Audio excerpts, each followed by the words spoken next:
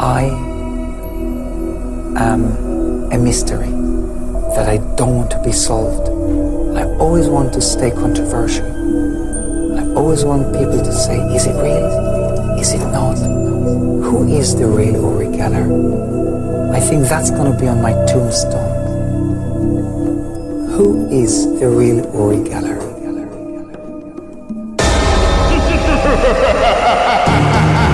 Broadcasting live from the dark and cold dungeons deep beneath the KLAV studios in Las Vegas, Nevada. Prepare yourselves to be taken away into another dimension as we now have control over your thoughts, fears, and perspective of the unexplained world you dare not speak of. With your hosts, Lindsay Knight and Michael Knight. Ladies and gentlemen, we now open the gates to the paranormal and beyond.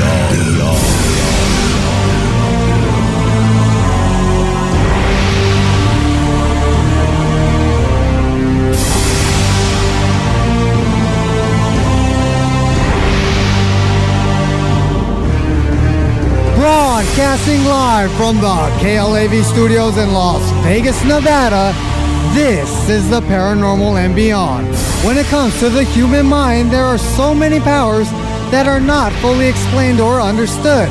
Things like telepathy, psychokinesis, and extrasensory perception all fall into this unknown category that many would consider bizarre or even, just perhaps, supernatural. But the real question is, does the mind hold untapped supernatural powers that defy the laws of physics? In a moment, world-renowned mystifier and international superstar who's famous around the globe for his mind-bending abilities, Uri Geller will be joining us on the program to discuss his unique life that has been shrouded in debate, controversy, and mystery. So prepare to all have your minds bent going into one of the best mystifiers in the world. Uri Geller when we turn right here on the Talk of Las Vegas, KLAV 1230 AM. Join us every Monday, Wednesday, and Friday, 11 p.m. to midnight for the Paranormal and Beyond. Join host Michael Knight and Lindsay Knight as they investigate the unexplained and most controversial mysteries of the world. The Paranormal and Beyond, where the paranormal lives on and conspiracies exposed. The Paranormal and Beyond, Monday, Wednesday, and Friday, 11 p.m. to midnight. Brought to you by Knight's Paranormal Research Society.com. Your ticket to the unknown is at KnightsParanormalResearchSociety.com. UFOs, ghosts, aliens, hauntings, mysterious places, and more can be found at KnightsParanormalResearchSociety.com. Knights with a K, ParanormalResearchSociety.com. Based out of Las Vegas, Nevada, Knights Paranormal Research Society is owned and operated by the renowned brother and sister team of Michael and Lindsay Knight. Seeing is believing. And at Knight's Paranormal Research Society.com, you're going to believe.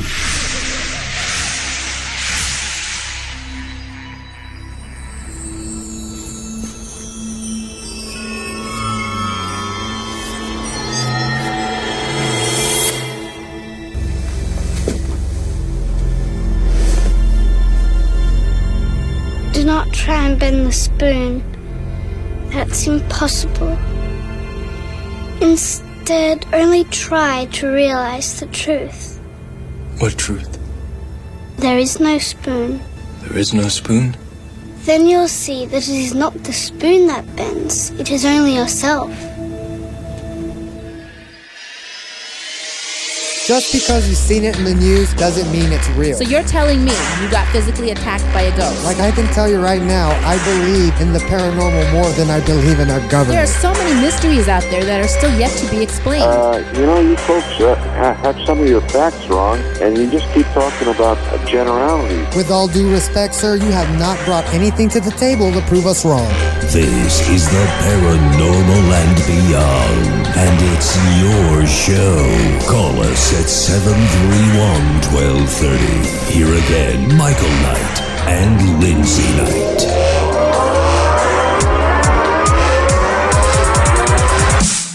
Welcome back to another brand new and mind-bending edition of the Paranormal Beyond. But first, be sure to check us out at Knight's Paranormal Research Society.com, where you can link up with all the past shows by simply clicking on that archive link above. That's Knight's Paranormal Research Society.com. Ever want to be an actor? Well, you can by acting right now by logging on to HollywoodBoundActingAcademy.com. Once again, that's HollywoodBoundActingAcademy.com. Special shout out to all those listening online through the KLAV 1230am.com website and all those driving around in the Vegas Valley listening to us on your stereos. I'm your host, Michael Knight. Alongside of me is your hostess, Lindsay Knight. Joined alongside is Jessica Johns of Wartime Paranormal and David Gleason of the EOG Sports Hour. How are you all doing today? I'm doing good. I didn't get out of the studio in time, and whenever I don't get out of the studio in time, I get stuck in here. And, well, you know, I enjoy doing the show. It's fun, but I got to move quicker. Remember, you can always hear the EOG Sports Hour kicking out those valid sports reports. You know me, conspiracy. Yeah. It's a sports handicapping show. We don't do the mainstream sports media thing. 10 o'clock to 11 o'clock. Yes, before Monday the through Paranormal. Friday. Exactly. Tune in, KLAV 1230 AM. Lindsay, how are you doing? Great. Yeah, no, you're not. Sorry, have a cold. Sucking Great. on those halls, see?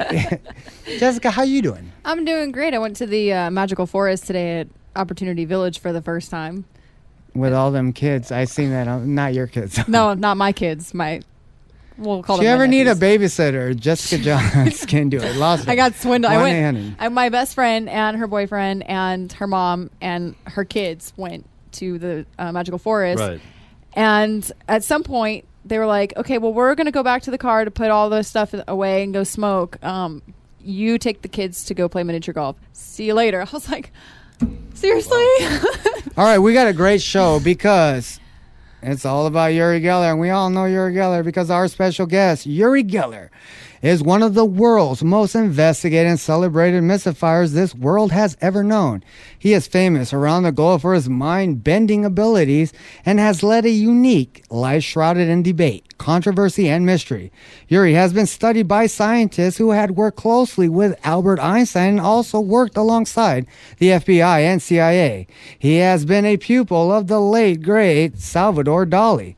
Uri has lived and continues to live an extraordinary life in front of the cameras, a life shrouded by controversy, and a life dotted with amazing psychic demonstrations. But what people don't know is that away from the bent cutlery and most broken watches, Uri himself had been leading a second life, a covert life as a psychic spy working secretly and without recognition for nearly 30 years. This life has included work for the military and intelligence agencies for 3 continents. The many scientists funded by the CIA at the time that first did rigorous research on Geller for more than 40 years ago concluded that, in fact, Uri possesses a phenomenal gift beyond the comprehension of mankind. As a humanitarian, Uri is the founder of the Uri Geller Charitable Foundation, from which he helps sick and underprivileged children. To this day, Uri continues to inspire and motivate all those around him to open up and use the power of their minds and inner strengths within all aspects of their lives. There is absolutely no doubt that there will ever be another Uri Geller, and that is why the Paranormal and Beyond would like to humbly welcome to the program the one and only Uri Geller. How you doing, Uri? Hey, Michael.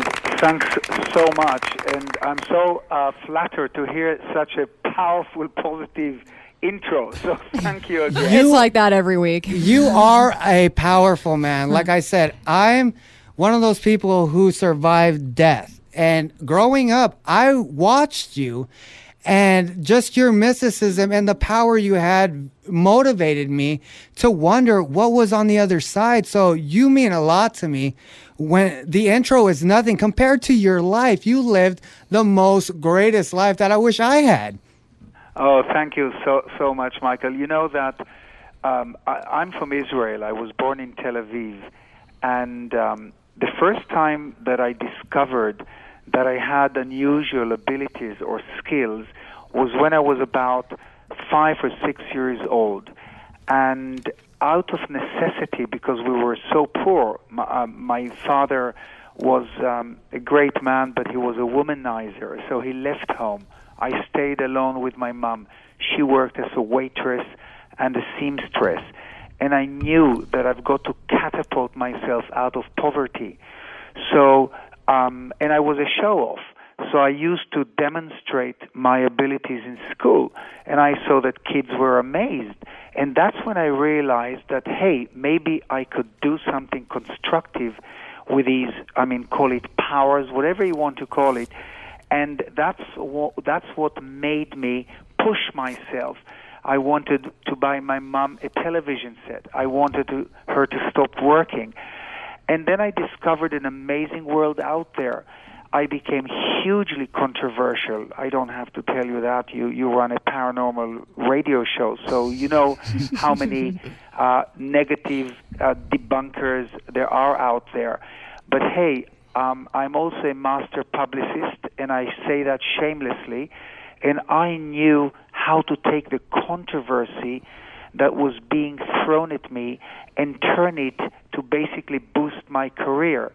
And I, even today, after hearing such a glorious intro about my life, I even can't believe, Michael, that I'm still around, that the longevity of Uri Geller is still there. So to me, it's incredible. I do live a very unusual life. And I'm a few years older than Michael, and I don't think the younger generation realizes what a fixture you were on television during the 70s. It's even people who have no interest in the paranormal know who you are. And so basically you transcend your genre. Well, look, because in today's world and day and age of the internet and the Googles and the Facebooks, obviously it's much easier to get known, or if you do say something unusual or weird or strange, it's immediately on social networks and so on. But yeah, again, I'm bewildered at the fact that I managed to instill spoonbending, a rather trivial but iconic demonstration of mind power, into world culture. If you look at movies like The Matrix, when Keanu Reeves walks into the Oracle and children teach him how to bend a spoon, right.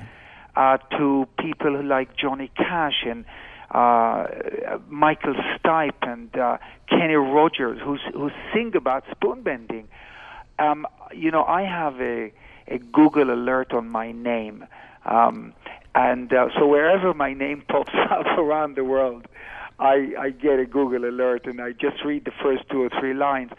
And yes, I'm just gobsmacked that they still use my name in crossword puzzles and in references in articles and so on.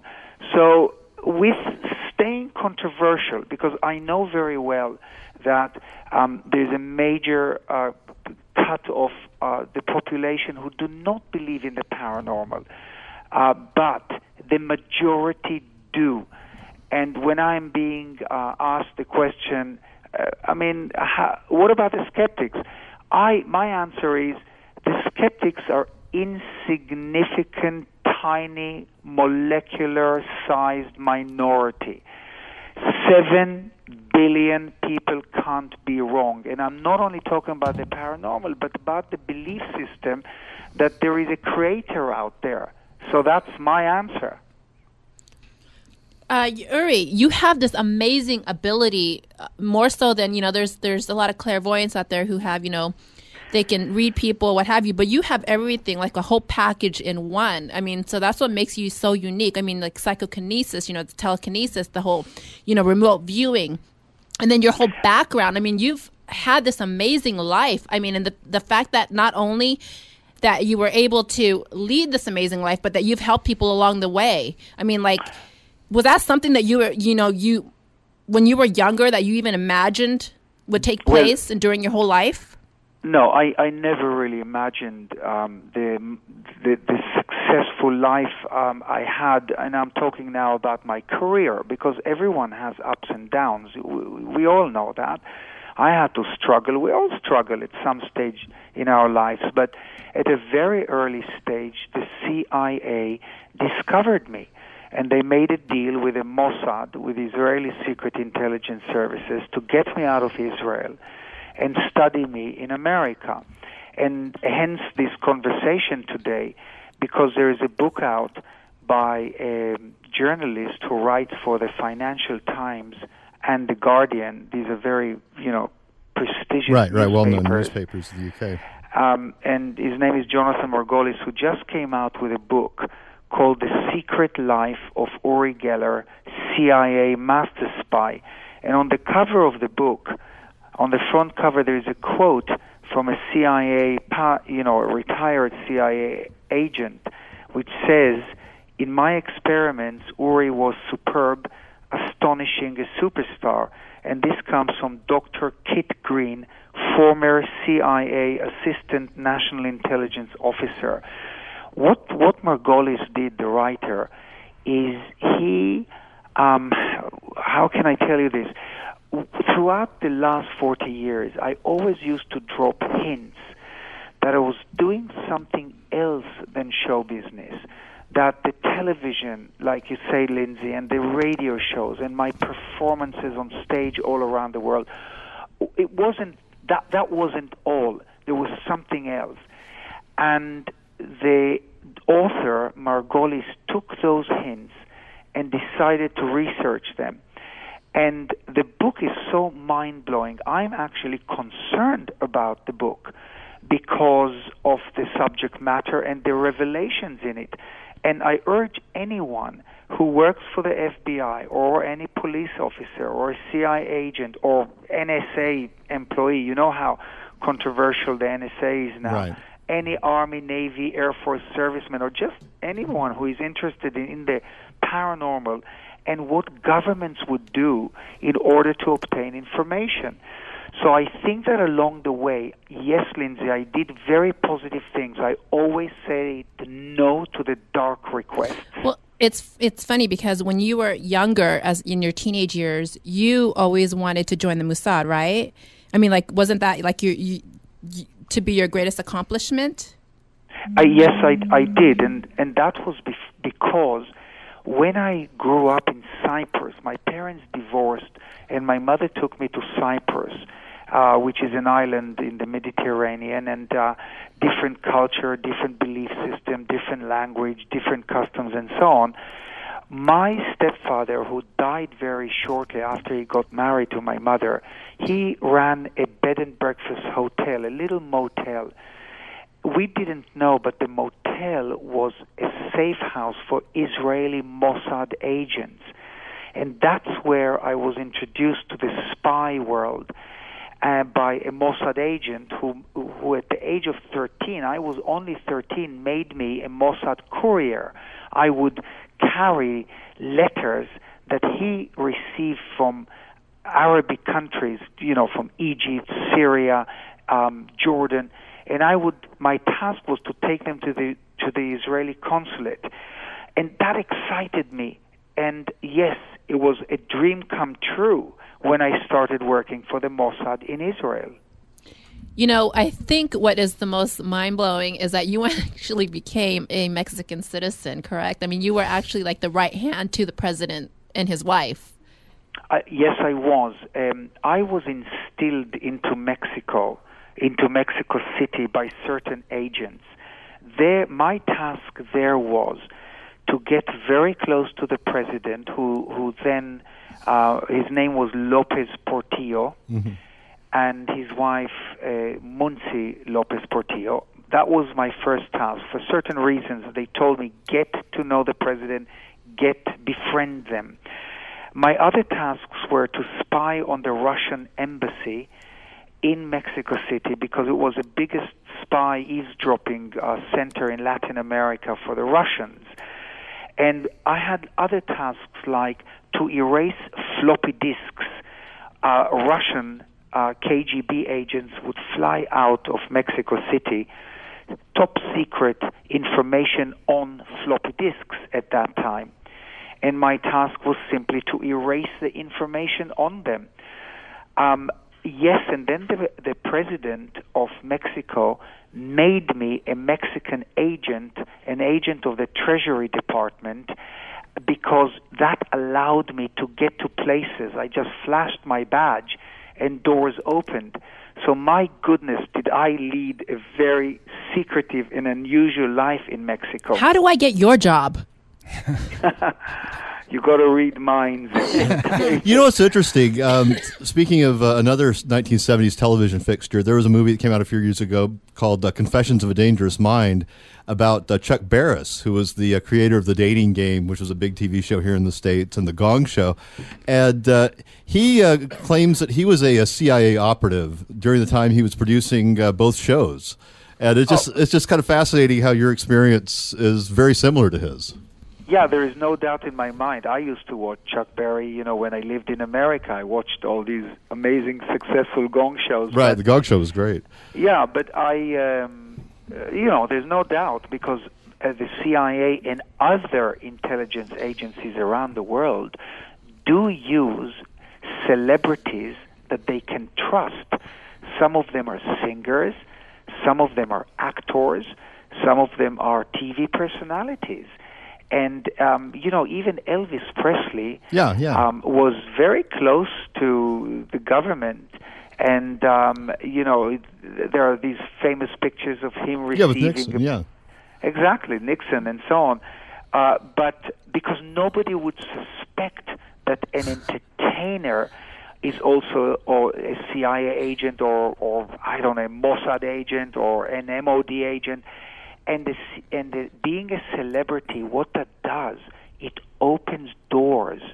People love you. They invite you, high government officials, so you can wriggle yourself very close to the leader of a country. Yeah, and I think we see that now in the news. Former NBA basketball player Dennis Rodman has become really tight with, I can't remember, the Kim Jong-un. I'm not going to believe that bad guy. Yeah, so we see evidence of that. No, but here's the thing, news. Uri, this was at a time before even the whole metaphysical thing ever hit the fan. But your abilities superseded anything out there. So I know they had a vested interest in you personally. And I read somewhere they wanted you also to knock planes down, not by shooting them down, but just messing with the thoughts of the pilots. Yeah, that is true. I will not name the agency that asked me to do it because I've worked with few, but some of the requests were quite mind-blowing. At one, I'll never forget this.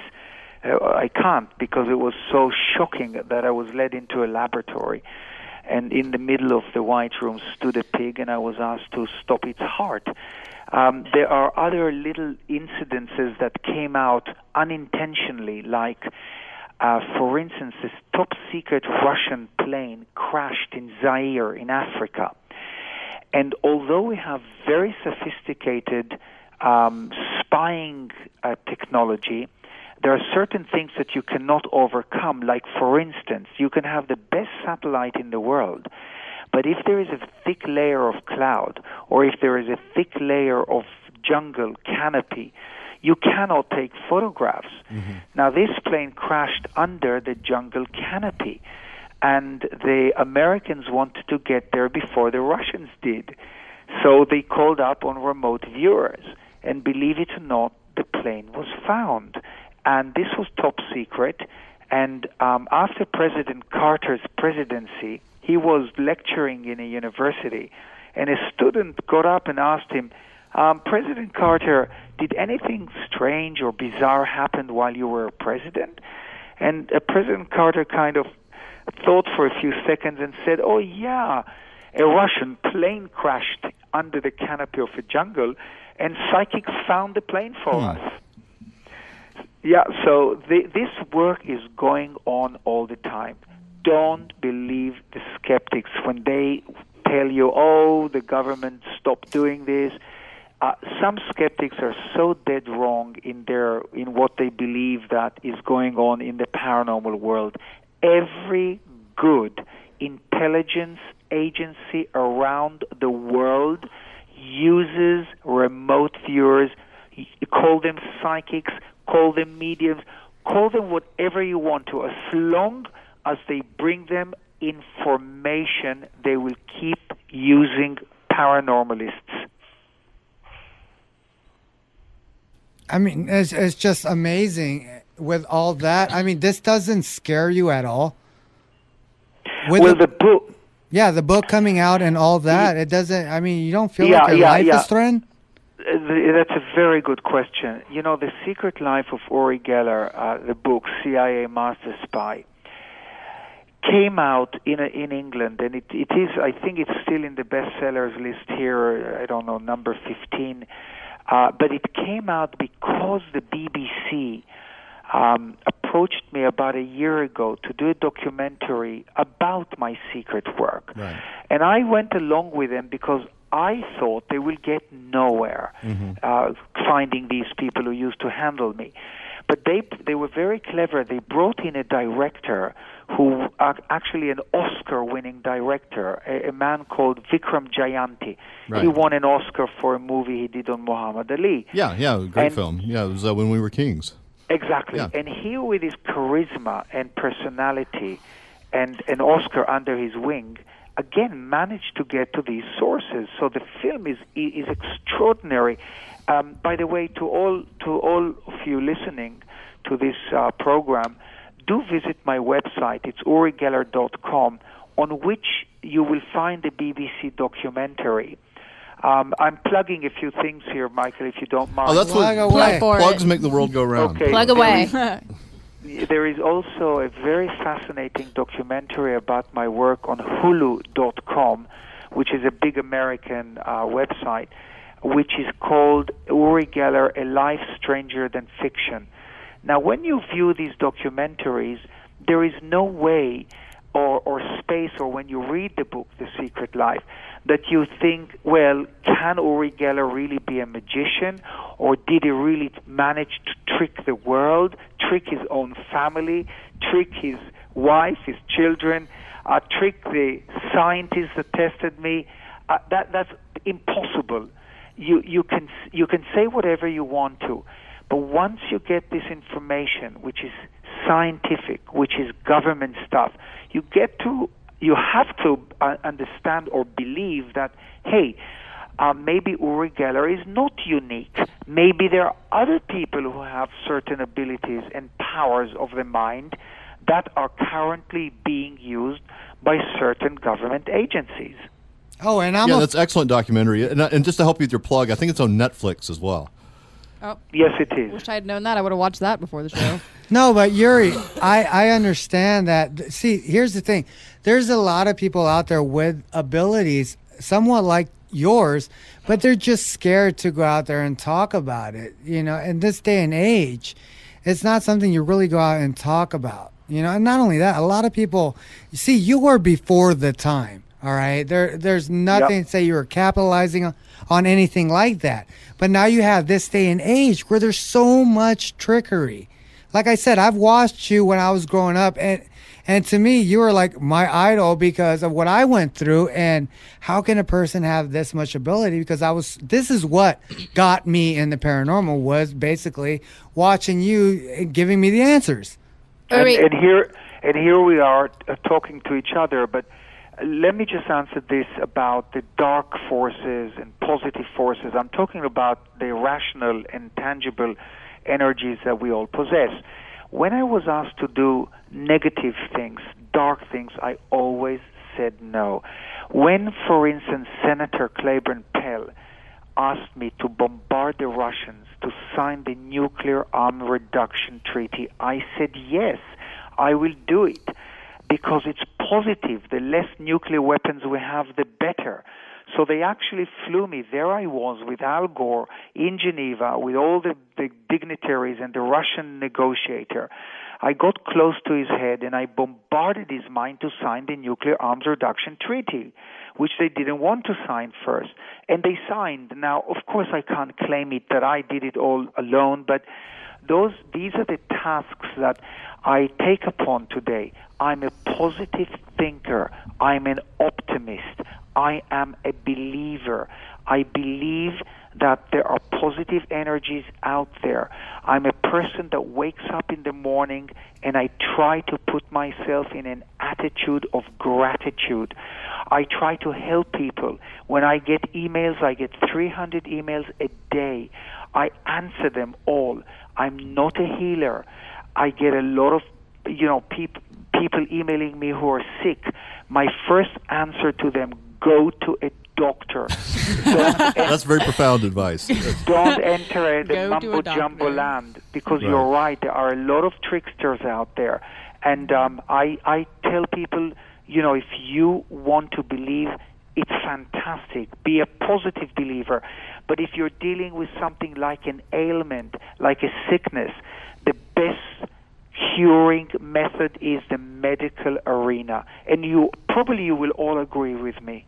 Yes, I would agree with you. Chuck Barris, in his film and the book, which preceded that, he suggests that he really was kind of hesitant to do a lot of things he was assigned, but they more or less threatened him. Did you ever get any experience like that, where they wanted you to do things and you resisted, but they were insistent one way or another? I had a lot of pressure upon me to do things. Remember, I'm an Israeli. I was a paratrooper. I fought in the war. Unfortunately, a tragic event happened. I had to shoot a man face to face, a Jordanian soldier. I was faster than him on the trigger. Otherwise, I wouldn't be talking to you today. So that totally changed my psyche, my belief makeup, my spirituality, the mystical things I believe in. There's no doubt that soldier that I shot is in me now. His soul is embedded in my mind, in my body, in my soul. And that changed me a lot. So I was very strong at being resistant to pressures that I got. But otherwise, I really do, and still today, try to create only positive reactions, positive intentions. I try to do things that will yield something good and not bad. When they were testing you, when you first came to America at the university, and then the CIA, got a hold of all this, and all that stuff that they got from you with all that testing, did they use a lot of that? Yes, they used, and I'm not now pinning or purposely mentioning the CIA, but let me just mention the overall intelligence community. When the Stanford Research Institute scientists tested me and validated my abilities under laboratory controlled conditions, there were certain amazing experiments. And by the way, those are on my website, because, there was a Freedom of Information Act and certain things were revealed. And some secret CIA films of those experiments are to see on my website. And for instance, they wanted to see if I could locate a hidden metal in a metal can. The odds were I found it every time. There were, I think, 1 billion to 1. Then they wanted to see if I can locate water. Then they wanted to see if I can levitate. I know this sounds weird and far out and bizarre, but I did manage to levitate a 1 gram weight off an electronic scale. Some of the scientists who were involved were people like Edgar Mitchell, who was the 6th man to walk on the moon, Hal Puthoff, Russell Targ. These are physicists, and there were other people involved there. When these results were written up in Nature magazine, which is one of the most prestigious scientific magazines in the world, the intelligence services knew how to decipher those and translate those into tangible tasks that I received and were on my target list. So the answer is yes. They were kind of mirrorized on the field for me to go out and collect. Okay, so now I'm going to ask you a secondary question, and whether you divulge this or not is basically up to you. But from my curiosity, and probably for everybody in the studio, Montauk Project was going on pretty much at the same time, and before that, MK Ultra. were you a part of the Montauk Project at all, in any sense? Well, all I can say is, let me just say this again to all our listeners. Please forgive me for sounding like I'm boasting about my powers and I'm showing off and all that. But I can't describe what I've done in another way. So forgive me about just kind of trying to glorify my work. I'm really not. These are facts and they did happen. Now, to answer your question, I have to be very careful because there are certain things that most of the things I still cannot talk about. But one of the experiments that is described in The Secret Life of Uri Geller in the book is when I was taken to the Lawrence Livermore radiation labs in near San Francisco. By the way, that's where they build nuclear weapons. Now, you can imagine when I did something there, what the ramifications are. But even a weirder event happened to the scientists there. You won't believe it when you read the book, what happened to those scientists. So in an indirect manner, I know what you're talking about, but I cannot comment on it. I cannot deny it, but I cannot confirm it either. Well, you would be the go-to guy when it comes to, we're talking about in that day and age when the psyche was being investigated by the government. And, there's no doubt that you would be the poster child for these experiments. And I know there's a lot of stuff you can't talk about, but it's just fascinating. Your life is just fascinating. I sit here, and even though you tell the audience, you're not boasting, you're not. Because if they research Uri Geller, they're like, what? Oh, my God. You lived a life that everybody wished they can live, even if it's bad or good. Yeah, as baseball great Dizzy Dean said, it ain't bragging if you've done it. Exactly. Thank you. I appreciate that. But I had my moments also. Let me tell you a little about the skepticism and the controversy. You see, when I came to America, I was immediately attacked in Israel. Don't think that the controversy started in the U.S. It started in Israel. I was attacked immediately by magicians, by some scientists who said it was all magic and I was just a trickster. But I'll never forget the biggest lesson in my life was when Johnny Carson invited me to be on his show. What I didn't know is that I was walking into a trap. What exactly happens there is this. First of all, I thought, wow, I'm going to be on Johnny Carson. This is it. I made it in America. Because, Johnny Carson was an icon. He was a legend. Huge. Anyone getting on his show, was supposed to be made in the USA. So I walked into a trap because Johnny Carson confirmed with the magician James Randi. And they set up the scene. Anyhow, I felt very, very negative vibes, and I sat there for 22 minutes humiliated by Johnny Carson. The spoon that I bent wasn't bent enough for him. He was sneering, and anyhow, the only thought that kind of ran through my mind while I was sitting there being humiliated is, Uri Geller, you are finished. You go back to your hotel, pack up, and fly back to Israel. So after the show, I was devastated. I was drained. I got to my hotel, and this was in L.A., Los Angeles, and I fell on the bed, and I planned to, the next morning to pack up and go back to Tel Aviv. So the phone rings in the morning. I pick it up, and the operator says to me, Mr. Geller, I've got a Merv Griffin on the line for you. Oh, wow. So I said to the operator, are you telling me that is this the Merv Griffin? And she said, well, that's what he says. So I go on the line, and it was Merv Griffin, and he says to me, Uri Geller, I saw you last night on Johnny Carson.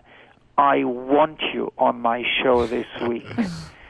And that's when it dawned on me that there was no such thing as bad publicity. No. As long as they spell your name correctly, as long as they write about you. So, the skeptics basically, because most skeptics didn't understand publicity. Right. They were not PR people. I was. And as long as they talked about me, and as long as they wrote about me, it didn't matter what they wrote, as long as they mentioned Uri Geller. And that's when all the phones started ringing, from the Merv Griffins to the Mike Douglases to the Tom Snyders. We're talking about the 70s. And there's one line that Oscar Wilde said 100 years ago, and that's my answer to the skeptics. Oscar Wilde said, "There is only one worse thing in life than being talked about, and that's not being talked about." Great line. That's Brilliant, right, yeah. Brilliant line. So true. Let the haters What? talk. Yeah, exactly. The Carson show is famous. I mean, I've read all the Carson biographies and everything. I've always had a fascination with him. But what got you to that point? I mean, obviously you had to be fairly well known to get on the Carson show to begin with. What got you to the level right below that Carson and his ilk were aware of you? I'll tell you exactly what got me on that show. While I was being secretly studied at Stanford Research Institute, somehow there was a paper at that time called the National Examiner. Yeah. It was kind of like the National Enquirer, which is still around. But didn't have the same high journalistic standards as the National Enquirer, if I recall correctly. Exactly. Yeah. And they came out with a headline, Uri Geller bends a fork to scientists studying him. I do not know how they got that headline, but that started the ball rolling. This was in 1972. And then I started getting phone calls from the BBC in England. And do you know what's really weird is talk about the controversy and Johnny Carson. But if you come to think of it, I'm kind of actually proud to point out that this is just one of the multiple postings on YouTube. It's a video of me on Johnny Carson.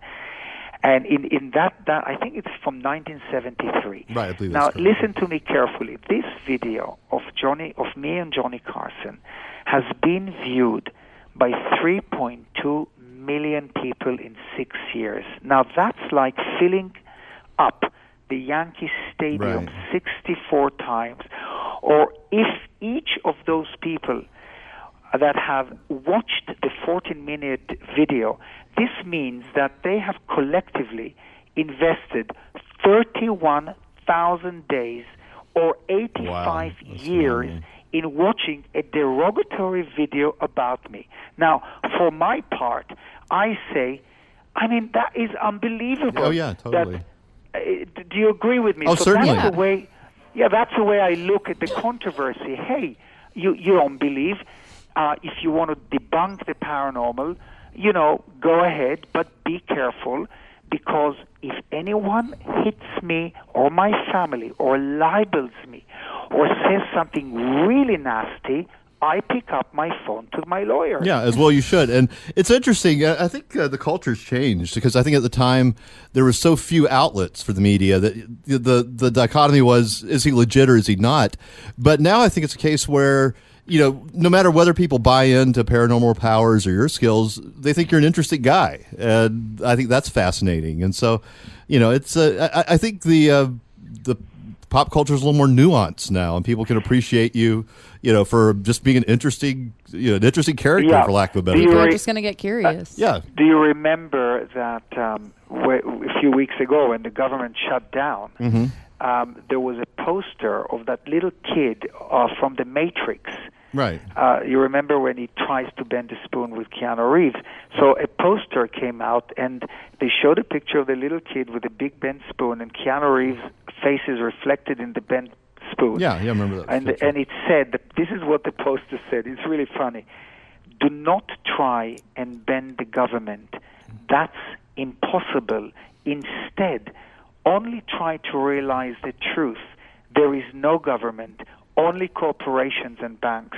Oh, I Very love Oh my that. God! That Nice. I'm gonna. You know what? I have to use that every time we go on. I'm gonna tattoo my that on my goodness. Yeah, back. that's great. Yeah. I've put that on my website. like But the heart if of you all just put in, or if you just put in Uri Geller, do not try to bend the government. That's a great that line. poster will come out. Uri, I got to tell you something. When you were talking about James Randi, okay, I have a run-in with this guy as well. Okay, this guy does nothing but make a living off debunking people. I have so many guests on here, like Anthony Carr, and all these, and he just goes out there and breaks his back and makes YouTube videos just to downplay people on abilities that he don't understand, especially me being near death and everybody here in the paranormal, and David in sports over there. I'm the local pop culture expert. Well, I guess. I'll tell you a little story about me and James Randi.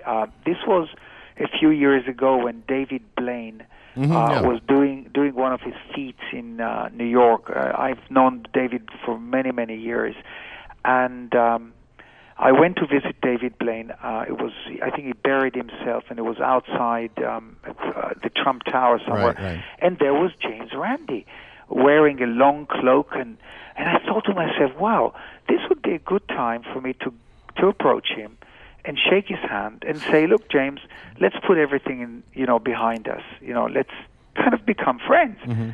I really wanted that. So I walk up to him. My brother-in-law was filming everything there, so I actually have it on film.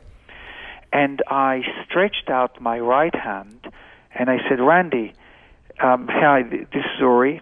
And he looks up. And I said, let's shake hands. Let's put everything behind us. And he didn't take my hand. Mm-hmm. So I said, James, look, I have a stretched hand out to you. Let's shake hands. And he kind of turns up and looks at me. And I say to him, James, why aren't you shaking my hands? And he turns to me and he says, because I hate your guts. Wow. No That way. is terrible. No, but see, Uri, that I can relate because all the guests that I do have with mystical powers and all what have you, every time I talk to these guys I haven't booked up for the month, your name always comes up because they get chastised by James Randi, and they're always talking about, Uri Geller got the same thing. And it's weird because I'm going to have you on the show, but I didn't know whether if I should bring it up. But I do hate this guy for what he represents, because what I went through, he'll probably try to debunk me. And, that whole David Blaine thing. But at the same time, he should have been the guy getting buried. But at the same time, didn't we just say, haters are the biggest promoters because Exactly. no matter what they say, people are going to get curious. So if he says something negative, then people are going to go, well, let's see, and then they're going to go back and look, and it makes more publicity. People are going to he falls know. into the same category as people I find interesting cats, and he's got a I'd gimmick go up to him too. and say, thank you. But I don't respect a guy who can't put his gimmick aside and shake a guy's hand. I mean that seems a little petty. I've never had any problem with people who are atheists or agnostics or skeptics, because I've got some very, very close friends who are total skeptics and don't believe in what I do, but they're still friends. But it's not even worth continue talking about skeptics, because I told you before, to me there are molecular nothings, insignificant nothings. Not all of them, because there are some nice people in the skeptic land who are genuinely nice, and they don't believe. Hey, that's your right not to believe. If you want to be a Buddhist or a Mormon or a Muslim or a Jew or a Christian or an Orthodox or whatever religion you choose to believe in, that is your right. If the skeptics choose not to believe in the paranormal, that's their right. But there is a way not believing, and there is a way in not believing. So let's just close the door on the skeptics, because it's not worth it. We have just a few more minutes. I just wanted to mention you, the three of you. I'm sorry. I know that I'm speaking to Michael and Lindsay, but what is your name? The third person that is talking We got to me. Jessica. Jessica Jones is here to my left, and I'm ironically enough David Gleason. I do the EOG Sports Hour. I'm a sports betting expert. Okay, great. Tell me, how many more minutes do we have on the phone on this show? Ryan, how much? 4. I think about 4. How many? 4 more minutes? 4 more minutes. Okay. What we're going to do is I'm going to sign off with an amazing or an interesting or a light-hearted experiment with your listeners. And then you can always come back next time and reveal the success rate. But anyone now listening to us at home, I'll give you about a minute and a half to quickly go and get your broken watches, broken house appliances that are battery operated, and a spoon. So let me repeat this. I know the request is bizarre. Anyone listening to us now, if you're at home, get your broken watches. It could be a broken clock or a broken pocket watch that hasn't worked for 50 years, and bring to the radio also a spoon. You've got a minute and a half to do that.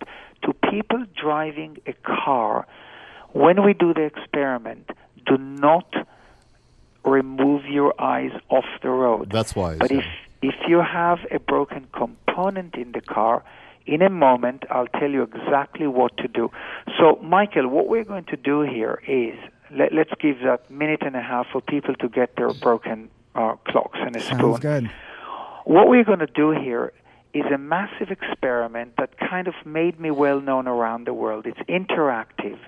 And what I will do now is I will basically act as a trigger, as a catalyst to the people, to the minds, to the belief system of people at home. So here we go. We've got about 2 minutes. I want everybody at home to wind up your broken watches, place them in your hands, and I want you together with me 3 times, and all of you in the studio, when I say 1, 2, 3, I want you to shout out the word work. Believe that your watches will start ticking. Put the spoon on the radio. It might fly off. It might move. It might bend. People in the car, if you have a broken component in the car, focus on it. Here we go. 1, 2, 3, work. One more time. 1, 2, 3, work. And the last time. 1, 2, 3, work. Now open your hands. If you have a second hand, is it moving? If you don't have a second hand, lift the watch or the clock to your ears and listen. Is it ticking? If your watches are ticking, if anything weird or bizarre happened, if your spoon jumped off, if your a broken component started in your car, let us know. If nothing happened to you, do not be disappointed. It doesn't happen to everyone. It doesn't happen to all the time. Michael, how do people reach you? They reach me at theparanormalbeyond at yahoo.com. Once again, that's theparanormalbeyond at yahoo.com. So if anything happened, make sure that Michael knows it. And and if you ever want to get in touch with me, my email address is on my website. Do get The Secret Life of Uri Geller. It's a fascinating read. And I love you all. And anytime, Michael, anytime you want me back on your show, I'm more than happy to do Absolutely. it.